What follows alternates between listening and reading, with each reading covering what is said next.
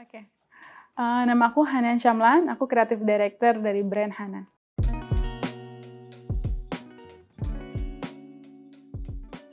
Oke, bisa diceritain nggak sih Kak awal ngebangun brand Hanan ini gimana sih? Oke.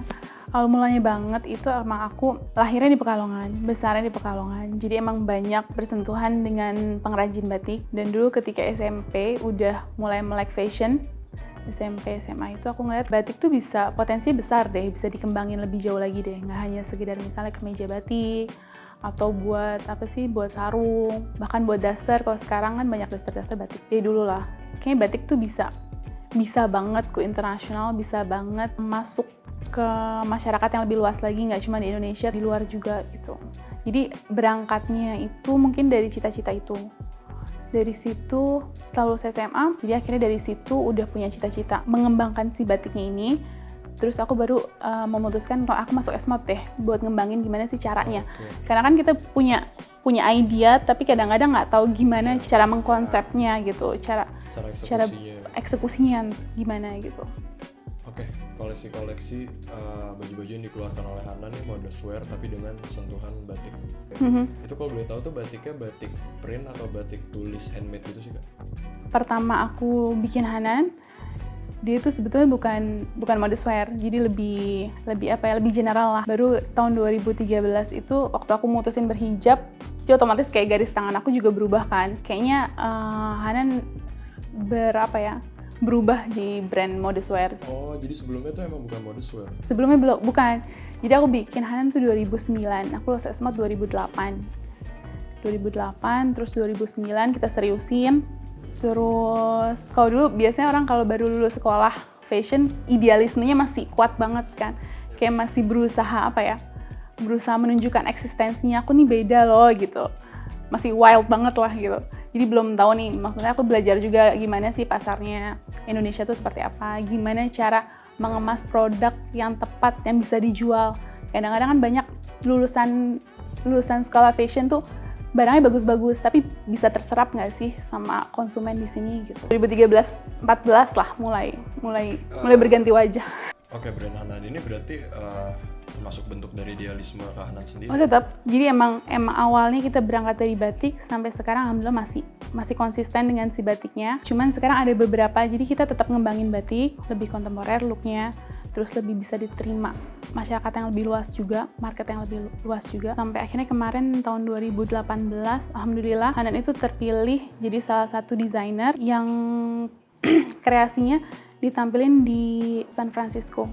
Jadi ada 56 desainer termasuk koleksinya YSL ada di situ, Dior ada di situ. Jadi kayak pride moment juga buat aku waktu itu sih. Hong Kong Fashion Week juga ya kalau nggak salah? Iya, aku dulu ikut Hong Kong Fashion Week, tapi ternyata di situ aku belajar. Jadi kalau Hanan tuh kan dia lebih ke custom order dulu. Aku belum bikin ready to wear. Jadi emang sebelumnya emang custom order. Iya, semua produknya tuh custom order. Kita cuma bikin satu baju satu model satu gitu. Ketika ada orang mau baru kita buatin lagi gitu. Ternyata di pasaran tuh nggak bisa seperti itu. Jadi apalagi orang Indonesia sekarang kan apa yang ada di runway dia mau beli langsung mau pakai gitu kan. Akhirnya kita bareng nih sama timnya Hanan. Setelah belajar dari Hong Kong Fashion Week, kita memamerkan beberapa koleksinya Hanan di situ. Ketika ada order masuk, kita nggak bisa buat. Oh gitu. Karena kan satu, batik itu handmade. Kalau motif mungkin kita bisa sama terus kan. Tapi kalau pewarnaan itu kita dipengaruhi sama pH air, sama sinar matahari. Jadi kadang-kadang kita bikin warna coklatnya shade-nya bisa naik turun. Oh, Nah, itu kan orang buyer dari luar itu mungkin nggak bisa terima seperti itu. Kalau kita belinya offline mungkin nggak masalah ya. Kalau online kan agak repot gitu. Oh, barangnya kok nggak sama seperti yang di order gitu. Nah, dari situ kita belajar nih, oh kayaknya Hanan nggak bisa cuma custom order. Kayaknya bisnisnya nggak bisa berkembang kalau seperti itu. Akhirnya 2016 kita ngembangin batik, gimana caranya bisa jadi bisa konsisten warnanya. Terus motifnya juga bisa konsisten. Dan kita buat line ready to wear akhirnya tahun 2016. Waktu itu kita presentasiin di Jakarta Fashion Week 2017. Oh, oke, berarti itu pH air gitu-gitu sebenarnya ngaruh ya Kak? Ini sih maksudnya aku secara pribadi nggak ngerti batik. Iya, nggak terlalu ngerti gitu kan. Batik itu emang kayak gini, dia emang manual banget kan semuanya. Nggak seperti mesin misalnya digital print yang emang udah ada set set warnanya, mesinnya yang jalan gitu kan. Kalau batik kan kita kayak nimbang warna sendiri, nimbang warnanya sendiri. Terus kayak misalnya kita mau pakai bahannya, misalnya sekarang mau pakai sutra habutai, besok mau pakai sutranya sutra organdi. Nah itu ntar ketika di sutra habutai bisa warna coklat tua, mungkin di sutra organdi warnanya coklat muda. Jadi resep obat yang sama di bahan yang berbeda, hasilnya bisa berbeda. Oke, beberapa kali di-mention tentang idealisme nih Kak. Nah, idealisme Kahanan, baju-bajunya ini tuh gimana sih sampai bisa biar laku di pasar? Itu tuh gimana Itu sih? Ini juga sih, learning by doing juga. Maksudnya kayak kita harus bisa ngebaca nih, kayaknya pasar maunya seperti apa. Gimana cara mengawinkan idealisme kita sama permintaan di pasar gitu. Nggak bisa nih, maksudnya aku belajar, aku nggak bisa nih idealisme aku doang yang dikejar gitu. Maksudnya menurut aku bagus, terserah orang mau bilang nggak bagus terserah gitu kan, nggak bisa juga kan. Jadi kayak aku belajar gimana konsep atau vision yang aku ada ini dieksekusi yang sesuai sama tren pasar. Jadi kita belajar nih, maksudnya kita belajar juga tren pasar apa, kita kawinkan dengan konsep yang mau dikeluarin gitu. Jadi kayak misalnya trennya lagi vintage sekarang gitu, tapi kan aku mainnya batik. Maksudnya gimana looknya dapat vintage, kayak tahun-tahun 20-an, 30-an, tapi ada sentuhan Indonesianya, tapi looknya nggak terlalu monoton, nggak terlalu sogan, nggak terlalu. Saya kalau batik kan kadang-kadang orang lihat batik kuno, tua gitu. Kalau sekarang vintage kan bukan tua kan, sekarang lebih kayak apa sih? Lebih kayak cool gitu kalau sekarang. Nah itu gimana sih cara ngemasnya biar seperti itu? Oke, kita mau ngomongin fashion trend nih Kak, khususnya modest wear. Nah, tren modest wear sekarang nih gimana sih Kak? Apakah brand Hanan ini tetap mengikuti tren atau stick dengan identitinya sendiri, atau emang keduanya nih bisa berjalan barengan gitu? Pasti kalau tren, pasti kita ikutin tren lah. Pasti Indonesia kan sekarang udah bikin trend forecasting sendiri, udah punya trennya sendiri Indonesia. Soalnya Indonesia dia lebih modest kan dibandingin sama tren di luar. Dia beda nih trennya Indonesia sama tren luar. Nah ini kadang-kadang Hanan tuh juga mengawinkan tren yang ada di dalam di Indonesia sama tren yang ada di luar. Aku kan cita-citanya tadi satu, nggak cuma di sini doang kan maunya, diserapnya produk aku nggak cuma di Indonesia tapi juga di luar. Kayak kita tuh kemarin sempat kerjasama sama Zalora Malaysia. Terus kemarin kita juga ke Dubai Fashion Week. Nah, maksudnya tren Indonesia dapat kena di pasar Indonesia, dapat di pasar luar juga dapat. Jadi kita belajar menyerap tren yang ada di luar, di dalam, sama konsep brandnya Hanan pasti nggak hilang sih di situ. Jadi lebih ke development design aja sih. Oke, Hanan sendiri kalau nyari inspirasi itu dari mana sih? Banyak banget. Aku tuh dulu salah satu my favorite subject waktu di Asma tuh fashion history. Jadi emang aku tuh banyak suka dari film kayak film-film Jane Austen. Aku suka nonton itu. Jadi kayak kadang-kadang ada beberapa item memang terinspirasi dari film juga. Terus apa lagi ya? Dari budaya luar kadang-kadang aku juga suka ngeliat dari ini. Dulu aku terinspirasi sama budaya Persia. Salah satu koleksi aku namanya Banu. Banu itu artinya perempuan. Dalam bahasa Persia itu artinya perempuan. Nah itu inspirasi bisa dari mana aja sebenarnya, dari Persia, tapi kita bikinnya teknik batik. Jadi looknya ntar tetap dapat Persianya gitu. Cuman ternyata kalau kita look closer, ini ternyata batik ya gitu. Inspirasi dari mana aja sih? Kayak kemarin terakhir ada salah satu koleksi yang aku presentasiin di Arab Fashion Week di Dubai.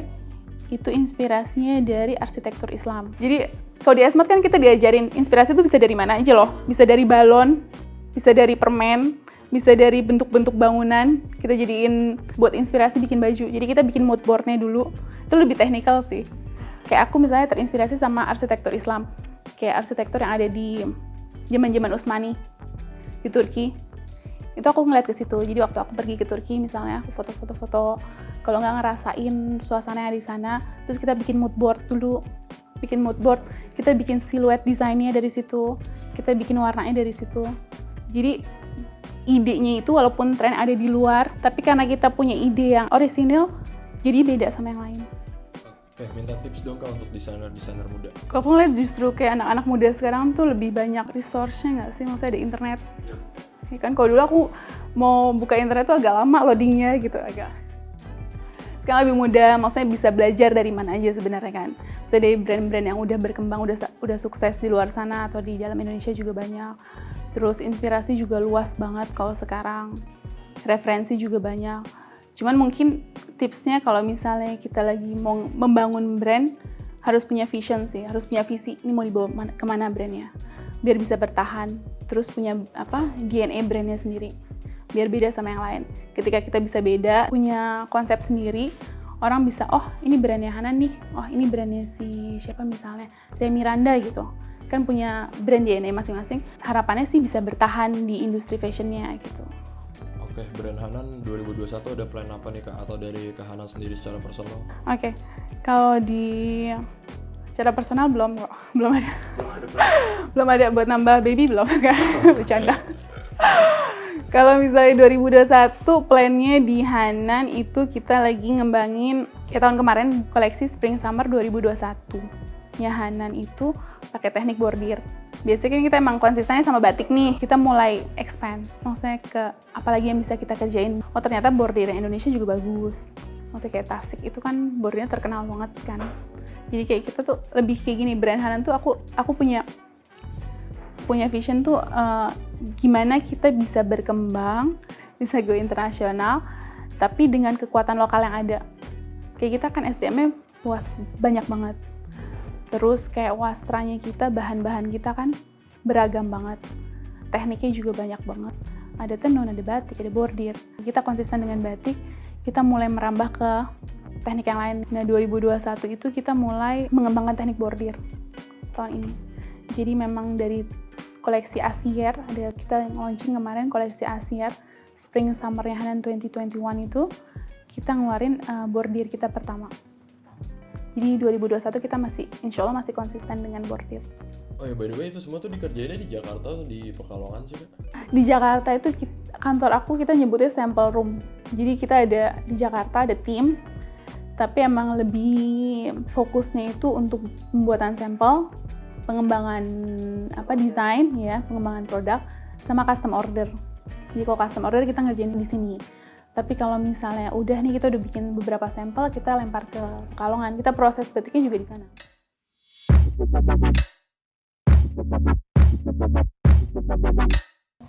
Ini alumni dari jurusan FDPD tahun ini yang baru lulus kan. Jadi kenapa ini kita minta kakak pilih?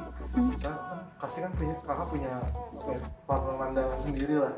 Setelah kakak ngalamin semua ini, dari lulusan terbaru ini yang Esmod punya nih, mana nih menurut dari pandangan kakak yang ini kalau bisa dijadiin atau diterusin punya potensi yang paling besar atau paling kuat? Aku pilih berapa sih? Satu aja. Satu. Angkatan 2019.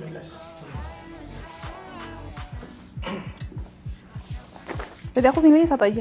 Iya. Yaudah aku pilih aja deh.